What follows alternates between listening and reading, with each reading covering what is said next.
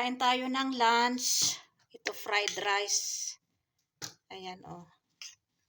Kaluluto lang. Tapos isang inihaw na oblong na talong. Tapos haluan ko ng ng homemade na bagoong isda. Ayan oh.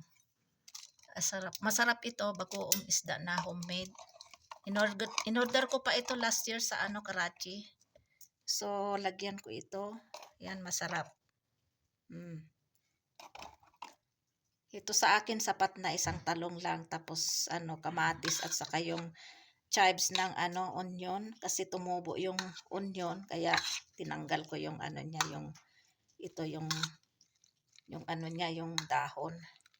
So lagyan ko din ng asin, hindi, wag ng asin, pala itong lemon juice. Ayan. Masarap na. Tapos partneran ko ng kape. Ayan, kape. Black coffee. Kaya kain tayo. Kunti lang yung nilagay ko na bagong isda na sauce niya. So kain tayo. Ang katapat nito ay tayo magkamay. Oh, ayan. Bismillahi wala barakatillah. Pinoy foods tayo ngayon. Sa lahat ng mga Pilipino, Pinay, makaka-relate nito kahit saan man sulok ng mundo, mga OFW. Ayan, kain tayo. Bismillah, wala barakatillah. Sarap.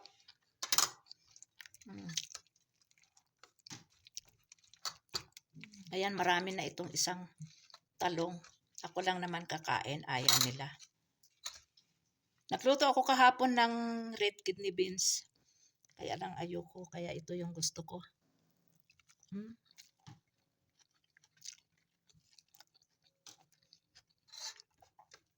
Ko ito, breakfast at saka lunch, brunch.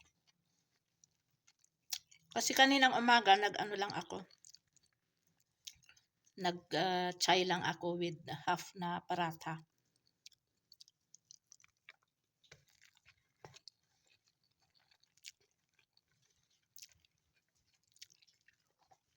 Sarap.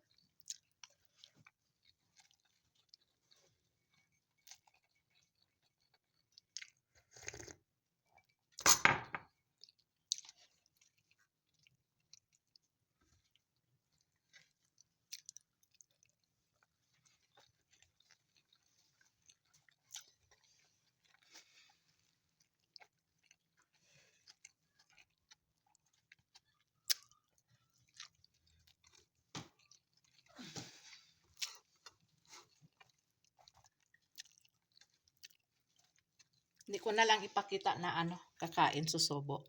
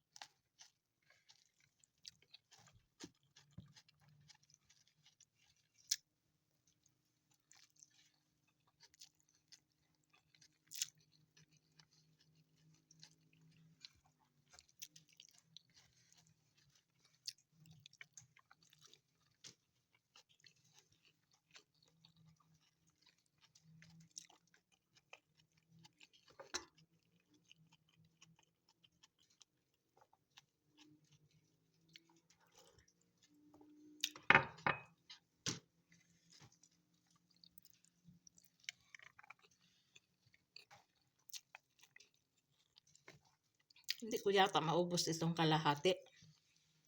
Pag hindi maubos, mamayang gabi. Sa kanila, may rice na din ako naluto kahapon.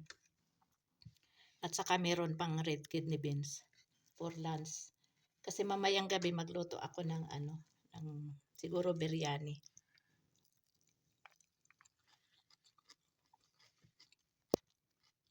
Ayan, naubos ko na yung insaladang talong at saka yung kape. Itong rice hindi ko na naubos. Busog na. Kaya solve ang aking breakfast at saka lunch. So busog-lusog talaga.